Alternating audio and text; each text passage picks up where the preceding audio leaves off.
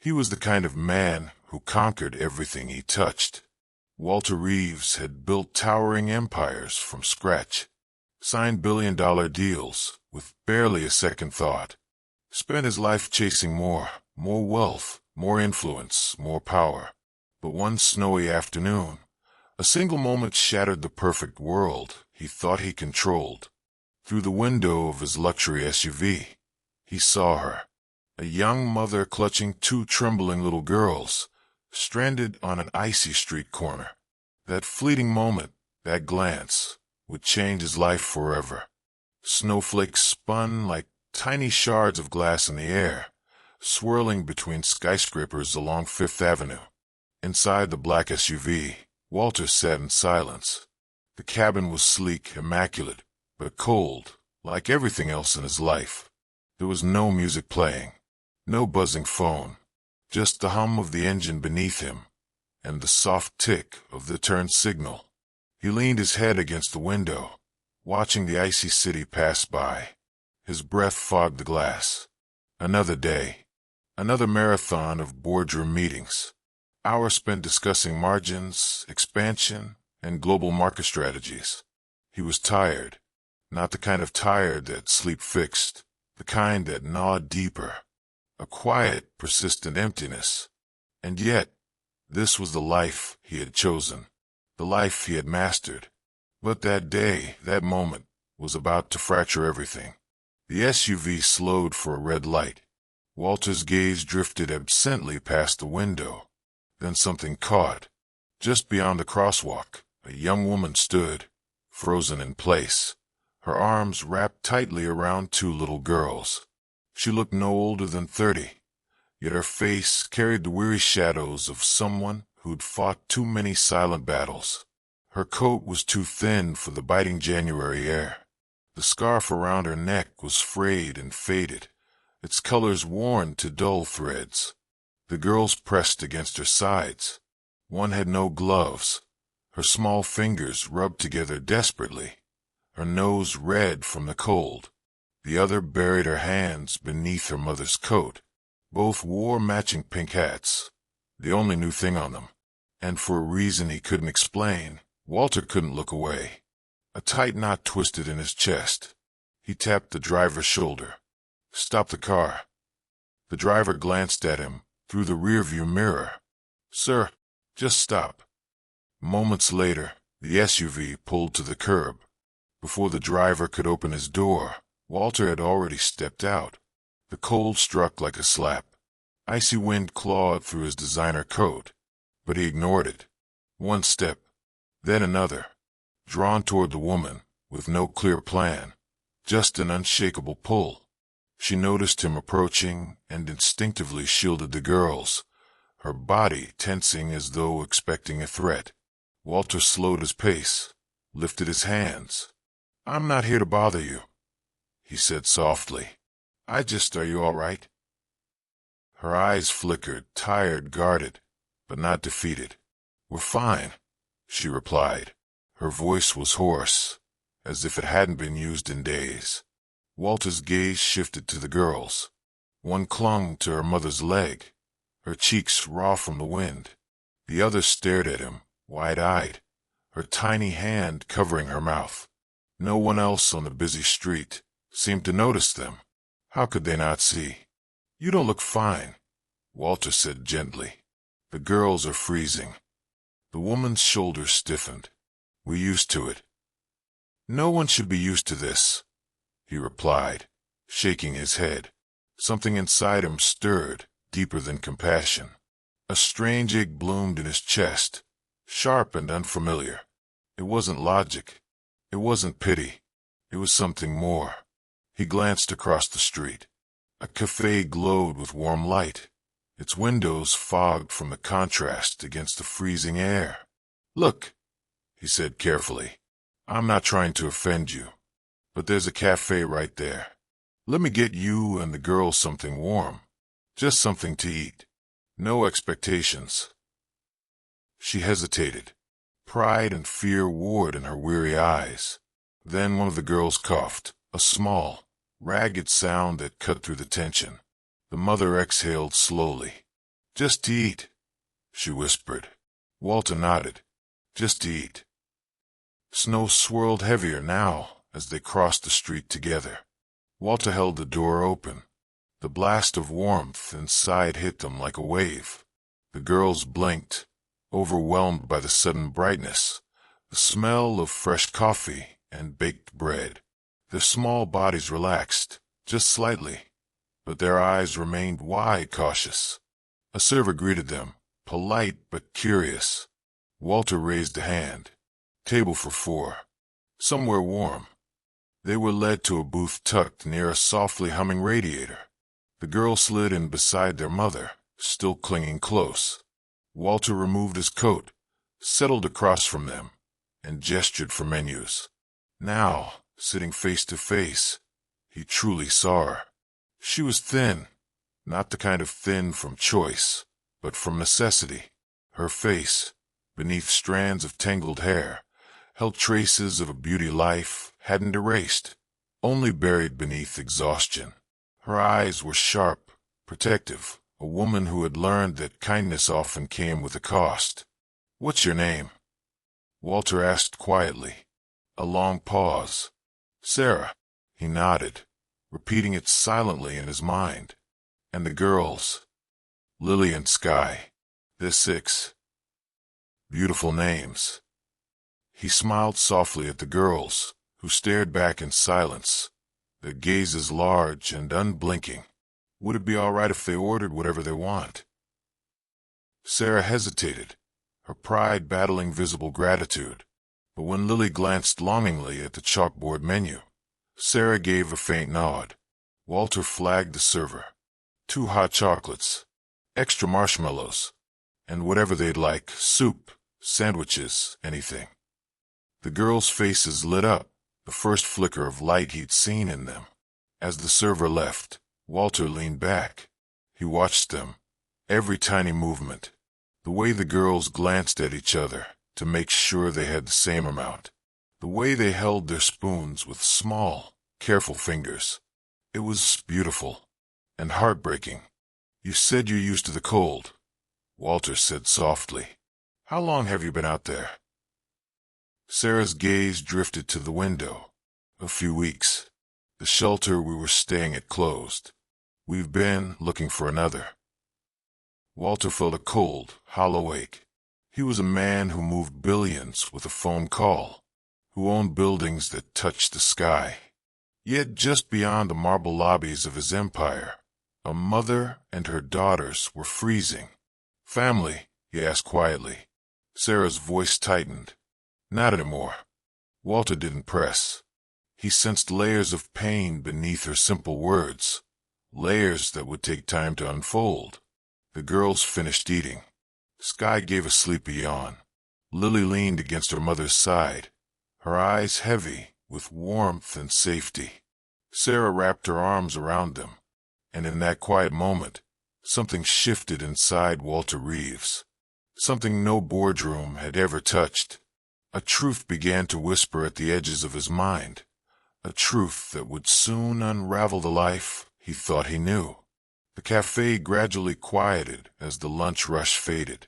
Outside, snow drifted in thicker curtains, coating the streets in white. Inside their small booth, time seemed to move differently. Walter sat silently across from Sarah and the girls, watching them without trying to stare. The twins had finished their hot chocolates, cheeks flushed, eyes heavy. Sky rested against her mother, her small fingers tracing the rim of her empty cup. Lily had curled up under Sarah's arm, thumb brushing her lower lip. They looked content, safe for now. But beneath the fragile peace, Walter's heart pounded. The girls' faces, their eyes, something about them tugged at a deep place inside him, a place long buried beneath deals and distractions. Sarah shifted slightly, sensing his gaze. "Why are you really helping us?" she asked softly, her voice cautious. Walter took a breath. "I'm not sure," he admitted. "I saw you. I couldn't just drive by." She studied him for a long moment, as if searching for cracks in his sincerity. You don't look like the kind of man who stops, she said finally. I'm not, Walter replied quietly. Not usually. A faint, sad smile touched her lips. Then maybe today's different. Walter hesitated, then leaned forward. May I ask, how did you end up here? Sarah's gaze drifted to the girls, now dozing softly. She sighed. It's a long story, she said, and not a pretty one. I'm not here to judge. Another long pause. My parents died a few years ago. No siblings. No close friends left. She swallowed. I was working, barely making it. Then I got pregnant. The father left. Her voice tightened on the last word. I try to hold everything together. But it gets harder when you're alone. And harder still when there are two mouths to feed instead of one. Walter listened in silence, the weight of her words settling on him. As she spoke, a chilling realization crept through him. The timing, the names, the familiar curve of Lily's smile, the way Sky wrinkled her brow when she focused. Walter's breath caught. Sarah, he asked carefully, did you live in Boston? 6 years ago. Her body stiffened. She looked at him, really looked, for the first time since they'd sat down. Yes, she said slowly. A long time ago. Walter's pulse thundered. Sarah Hunt, he whispered, the name spilling out before he could stop it. Her eyes widened, jaw tightening. I was, she said softly. I still am. Walter leaned back, stunned. The girls, the dates, the missing years. This wasn't coincidence. These were his daughters. He struggled to find his voice. Sarah, why didn't you tell me? Her expression darkened, her voice trembling. I tried, she said. God, Walter, I tried. He blinked, confused. When you left for Zurich, I found out I was pregnant 2 weeks later. I was scared but ready to tell you. She swallowed hard. I called. I texted. I left messages. But someone answered your phone, your assistant, Mark. Walter's stomach turned. What did he say? He said you'd moved on. That you didn't want anything to do with me. That I should respect your wishes and stay away. Walter felt cold all over. I didn't believe him at first. But then my emails bounced back. Your number changed. I even sent a letter. It came back undelivered. She shook her head, voice cracking. I thought you hated me. Walter leaned forward, voice hoarse. I never knew. I swear to you, Sarah, I never got those messages. If I had. He couldn't finish. The words lodged in his throat. Sarah's eyes shimmered, but she held steady. I didn't have anyone else, she said quietly. I did what I had to do. And I never told them who you were. I didn't want them to think their father didn't want them. Walter looked down at his hands. Hands that had closed deals, built fortunes, but had never once held his daughters. I should have looked harder, he whispered. Sarah's voice softened. You tried, didn't you? For a while. He nodded. When I came back and you were gone, I thought you'd chosen to leave. They sat in heavy silence, the weight of 6 lost years pressing between them. Walter looked at Sarah, the woman he had once loved fiercely, who now sat across from him, weathered but unbroken, and those 2 sleeping girls, pieces of him he hadn't known existed. I can't fix what happened, he said finally, voice low. But I can be here now, if you'll let me. Sarah hesitated, her eyes searching his. You don't owe us anything, Walter. He shook his head. It's not about what I owe. It's about what I've missed. What I want. I want to know them. I want them to know me. Sarah looked down at the girls. They don't even know you exist, she said softly. Then let me tell them, Walter replied. When you're ready. When they're ready. Another long pause. They're sensitive, she said. Smarter than they seem. If you make a promise and break it, it'll hurt them more than you know. I understand, Walter said. But I'm not going anywhere. She studied him again, cautious but hopeful. For the first time in a long time, something inside her began to loosen. Not forgiveness. Not yet. But maybe, just maybe, a beginning. Outside, the sky darkened. City lights flickered on, casting a warm glow over snow-blanketed streets. Inside the cafe, they remained at the corner booth, no longer strangers, not yet a family, but something fragile and new beginning to take shape. Walter leaned forward. "Where are you staying tonight?" he asked gently. Sarah's shoulders sagged. "I don't know. We were trying to find a shelter, but most are full." Walter's heart clenched. "Come on," he said softly. "Let me help. I'll get you a room. Just for tonight. Somewhere warm." Sarah hesitated instinctively. "You don't have to." "I know," Walter said, "but I want to." An hour later, Walter stood outside a modest hotel, handing cash to the manager. No grand suite. No spectacle. Just a clean, warm room. Sarah settled the girls into bed, tucking them beneath crisp sheets. They were asleep within minutes, safe and warm for the first time in weeks. Walter lingered at the door. "I'll be back in the morning," he said softly. "With breakfast." Sarah met his gaze. "Thank you." As he left, she closed the door and leaned against it, exhaling slowly. For the first time in a long time, the future didn't feel quite so terrifying. Morning came softly through the hotel curtains. Not the gray, biting light of streets they had slept on. Not the dim, restless glow of shelter hallways, but a warm, gentle light. A kind Sarah hadn't felt in years. She opened her eyes slowly, momentarily disoriented by the softness of the bed, the silence of the room. Beside her, Lily and Sky slept soundly, curled together like kittens. And for the first time in a long time, they weren't shivering.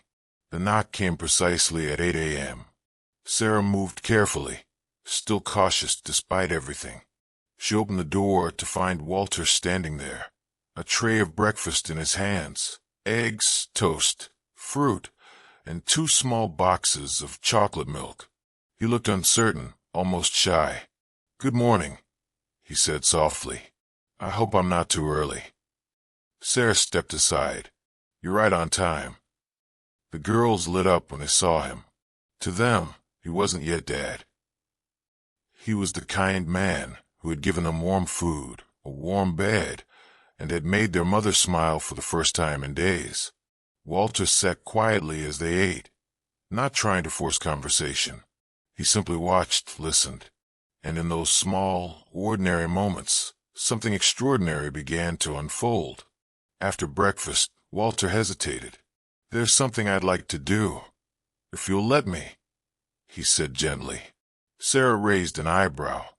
"The girls need proper coats, boots, gloves.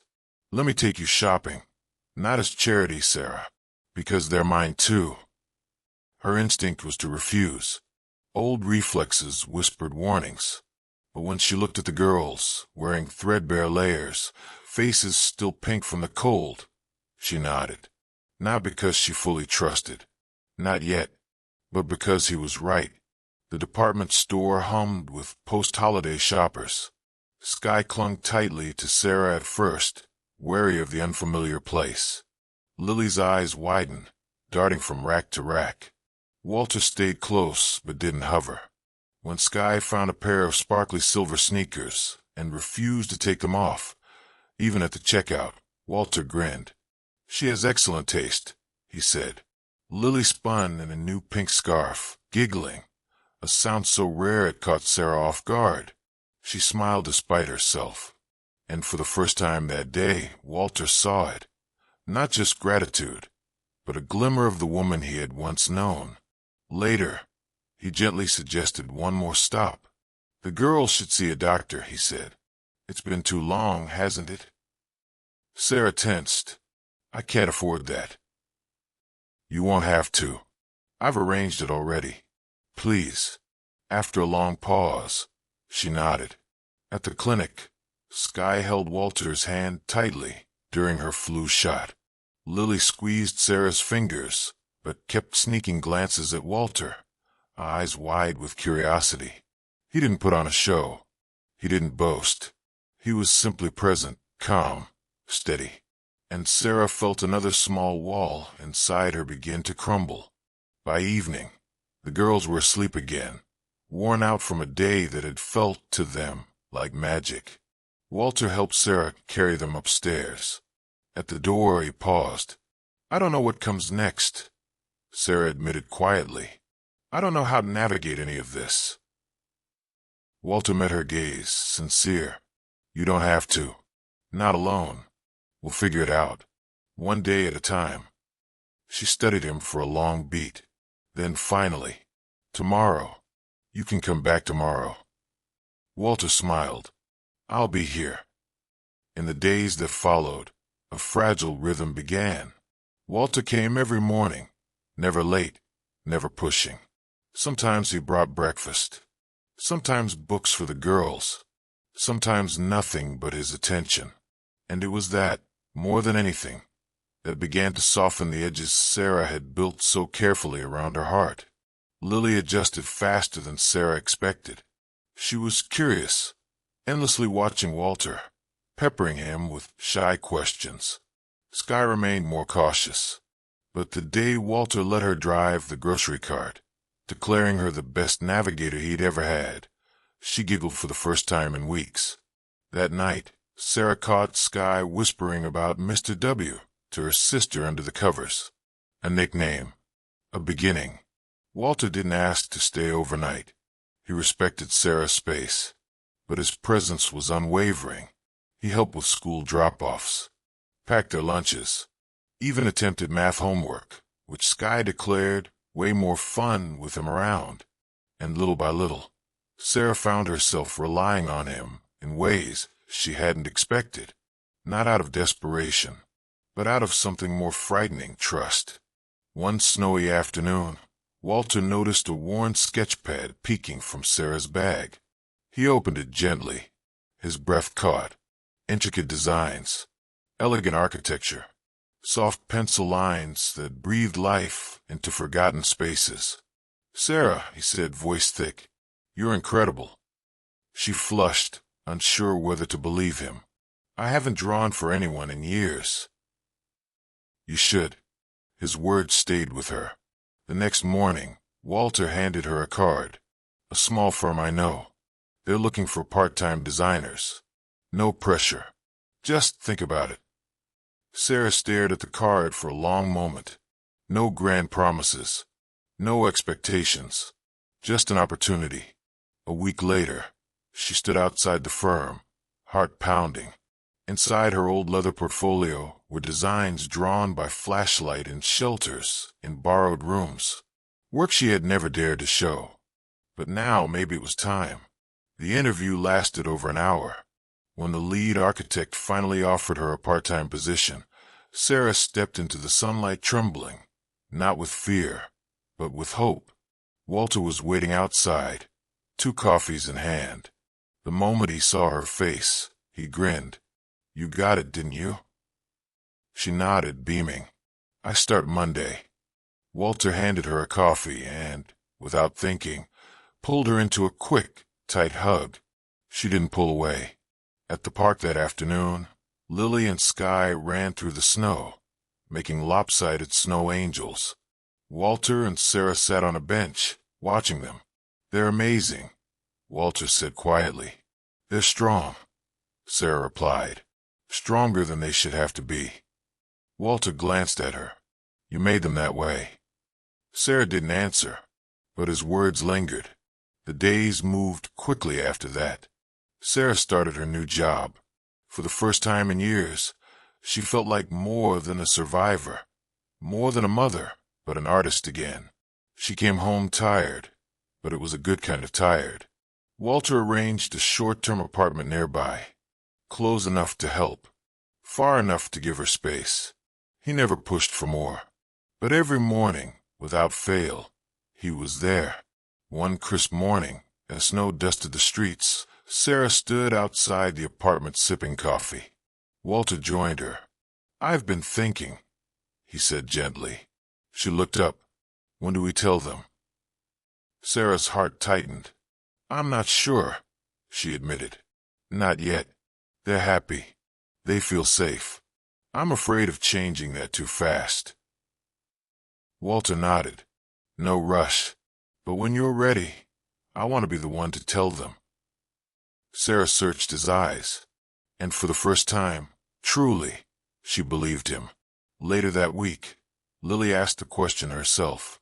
At breakfast, between bites of cereal, she looked up at Sarah and asked, voice small, "Is Mr. W going to stay forever?" Sarah's throat tightened. She glanced at Walter, who had frozen mid-sip of coffee. "I think so," Sarah said softly. Lily smiled, satisfied. "Good," and returned to her cereal. That night, after the girls were asleep, Walter and Sarah sat on the sofa. The room was quiet. Walter's voice broke the silence. "When do we tell them? I'm their father." Sarah looked at her daughters, their breathing soft, peaceful. She thought of all the nights she had whispered promises she wasn't sure she could keep. Then she looked at Walter, and for the first time, her answer wasn't weighed by fear. "Soon," she said. "When they're ready. When we're ready." The days unfolded in a rhythm Sarah hadn't known in years. Work, home, evenings filled with small, steady moments that felt normal. Walter remained constant, never overstepping, never making grand declarations. But he showed up, every single day, and in his quiet presence, Sarah found something she hadn't dared to hope for: trust. The girls adjusted faster than she had expected. Lily thrived on the new structure, waking early, racing to pack her own school bag. Sky remained more cautious, always watching. But slowly, even she began to open up, especially after Walter made a habit of letting her help with tasks, picking groceries, folding napkins, reading bedtime stories. One snowy evening, Sarah returned home late from work. Walter had arrived early and was helping the girls with an art project. Sky, once hesitant, now giggled as Walter traced outlines of stars with her. Lily sat curled in his lap, her small voice explaining each drawing. The sight stopped Sarah cold in the doorway, not out of fear, but out of something far deeper: longing. Later that night, with the girls asleep, Sarah sat across from Walter. He looked up from his coffee. "I think they're ready," she said softly. Walter's heart leapt, but he kept his voice steady. "When?" "Tomorrow. Over dinner." He nodded, eyes shining. "I'll be there." The next evening, the apartment was warm, filled with the smell of baked pasta, one of Lily's favorites. Walter arrived early, helping set the table, his movements slow and deliberate. The girls buzzed with excitement. They adored any evening that felt special. Sky insisted on folding napkins into tiny triangles. Lily demanded candles, "for fancy," she said. Sarah smiled, her heart full and fragile at once. Dinner passed in laughter and small talk. The girls chattered about school, their new boots, a classmate's birthday party. Walter listened, asked questions, laughed with them. Then, as plates cleared, Sarah glanced at him.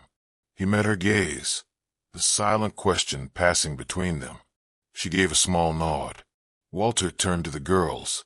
"Can I tell you both something?" They looked up wide-eyed. "Of course, Mr. W," Lily said. Walter swallowed. "You know, I've been around a lot lately. And, well, that's because there's something very special I want you to know." He glanced at Sarah, who reached out and squeezed his hand beneath the table. "I'm not just your friend. I'm not just Mr. W." He took a breath. "I'm your dad." Silence fell. The girls stared at him, wide-eyed. Lily tilted her head. "Like forever?" she asked. Walter smiled, tears pricking his eyes. "Yes, forever." Sky's lip trembled. Sarah reached for her, but Sky blinked hard and whispered, "Does that mean you love us?" Walter's heart broke. He leaned closer, voice shaking. "More than anything in this world." For a long moment, neither girl moved. Then Lily scrambled across the bench and threw her arms around Walter's neck. Sky hesitated, then followed, small arms wrapping tightly around him. Walter closed his eyes, holding them both as tears spilled freely. Sarah watched, her own eyes shimmering. For the first time, they weren't surviving. They were a family. In the weeks that followed, the shift was undeniable. The girls called him Dad now, at first shyly, then with growing confidence. Walter adapted quickly. School runs, weekend park trips, bedtime stories. Even grocery shopping became an adventure. Sky forever hunting for treasure snacks, Lily peppering him with questions about everything from clouds to constellations. Sarah watched it all, her heart swelling and aching at once. One evening, after the girls were asleep, Walter and Sarah sat on the balcony. Snow fell softly, the city lights glowing beneath a winter sky. Walter reached for her hand. "I've been thinking," he said softly. Sarah turned to him. "So have I." He smiled, nervous now. "I know this won't fix the past, and I know it won't be perfect, but I want to build something. With you. With them." He paused, heart racing. "I want to marry you." Sarah's breath caught, not because she hadn't imagined it, but because, deep down, part of her had believed she'd never hear those words again. She looked into his eyes, steady, vulnerable, sincere. And in that moment she knew. This wasn't about grand gestures. It was about choosing each other every single day. "Yes," she whispered. Walter exhaled, pulling her gently into his arms. The city below blurred as they held each other, a future unfolding quietly between them. Plans were simple. No lavish wedding, no media spectacle, just something small, intimate, friends. A few co-workers, people who had stood beside them when times were darkest, and of course, Lily and Sky. The girls were ecstatic. They rehearsed their petal walk obsessively in the living room, practicing with unmatched seriousness. Each wanted to be the best flower girl. Sarah watched them, laughter bubbling up for the first time in what felt like forever. The day of the wedding arrived crisp and bright, a hint of spring in the air despite winter's lingering chill. A rooftop garden, simple white chairs, strings of lights swaying gently overhead. Wildflowers lined the narrow aisle. No photographers, no press, just a circle of people who mattered. Walter stood near the front, his heart racing. He wore a simple navy suit, no tie. But today, none of it mattered. Because today, he wasn't Walter Reeves the billionaire. He was a father, a partner, a man who had finally found home. Lily and Sky entered first, matching dresses swaying, baskets in hand. They scattered petals with solemn concentration, beaming at the small crowd. Walter's chest swelled with pride. And then the music shifted. Sarah appeared. She wasn't in a designer gown. Her dress was simple, cream silk, lace at the sleeves. Her hair loose, softly curled. But to Walter, she looked radiant, whole. Each step toward him carried the weight of a journey only they truly understood.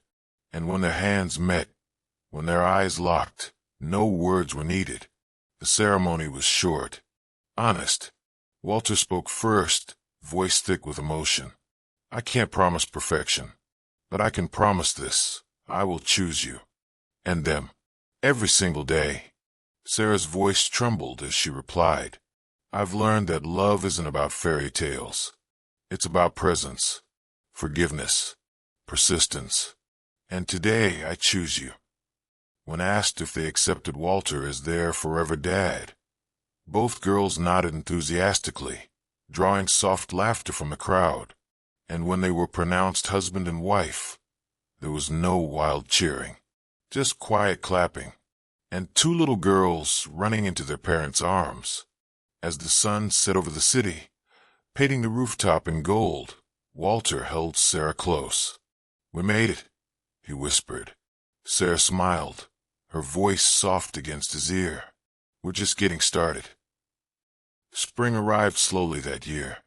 Gentle winds carried the first warm scents through the city. Skies grew lighter. Windows opened again. And on one such morning, clear and bright, Walter Reeves stood by the window of their modest apartment, a mug of coffee in his hands, watching two little girls chase bubbles across the small courtyard below. Lily laughed freely, hair trailing behind her. Sky, always the strategist, tried to trap bubbles in her palms. Their voices echoed upward, bright, full of life. And every time Walter heard them, his heart swelled, not with guilt anymore, not with regret, but with something far greater, gratitude. Behind him, Sarah appeared, sliding her arms around his waist. She rested her cheek against his back. "Morning," she whispered. Walter smiled, covering her hands with his. "Morning." They stood like that for a while, saying nothing, because sometimes words weren't needed. Later that day, the four of them walked through Central Park. No bodyguards, no schedule, no rush, just a family, ordinary in the most extraordinary way. Lily raced ahead to feed ducks. Sky clung to Sarah's hand, her other clutching Walter's thumb. A simple scene, and yet, to Walter, the richest moment of his life. Weeks turned into months. Sarah thrived in her new role, designing again, her confidence blooming with every project. Walter adjusted, too. Boardrooms still existed. Deals still needed signing. But they no longer defined him. Now, what mattered most was waking early to pack school lunches, being there for recitals and Saturday cartoons, reading stories under blanket forts, and whispering, "I love you," every single night. The past wasn't erased. Scars remained, some deeper than others, but they didn't define their future. They shaped it, strengthened it, and together they built something new, day by day, step by step. One evening, long after the girls had gone to sleep, Sarah and Walter sat beneath the rooftop lights again. The city buzzed softly below them. Walter took her hand, eyes searching hers. "Do you regret any of it?" he asked quietly. Sarah leaned her head on his shoulder. "I regret the time we lost," she said honestly, "but not where we are now." Walter exhaled. "Me too." Silence stretched between them, comfortable, full.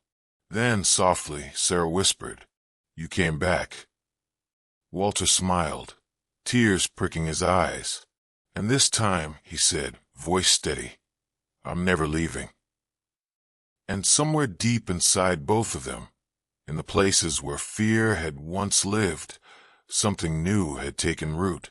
Not fragile, not fleeting, but strong, unshakable. Home. This isn't a story about a billionaire saving a homeless family, nor is it a fairy tale about second chances. It's about something far more powerful. The courage to open your heart after it's been broken. The strength to trust again when the world taught you not to. And the simple, profound truth that love, real love, isn't built in grand gestures or perfect moments. It's built in showing up, in choosing each other. Again, and again, and again. Walter Reeves had built empires, closed billion-dollar deals, commanded boardrooms across the world. But nothing, compared to the life he built with Sarah, Lily, and Sky. A life forged not in steel or glass, but in patience, forgiveness, and love. So if you've ever wondered whether it's too late, whether too much has been lost, whether some wounds can ever heal, remember this. Sometimes, life's most beautiful chapters begin with a single choice. The choice to stop, to listen, to care. and to begin again. The greatest empires aren't built from stone or wealth. They're built from love, one small act at a time. If this story touched your heart, don't stop here. We have so many more stories that will move you, inspire you, and remind you what truly matters in life. Backhand index pointing right, click here to watch the next one. You won't want to miss it. And remember, sometimes, all it takes is one choice to change everything.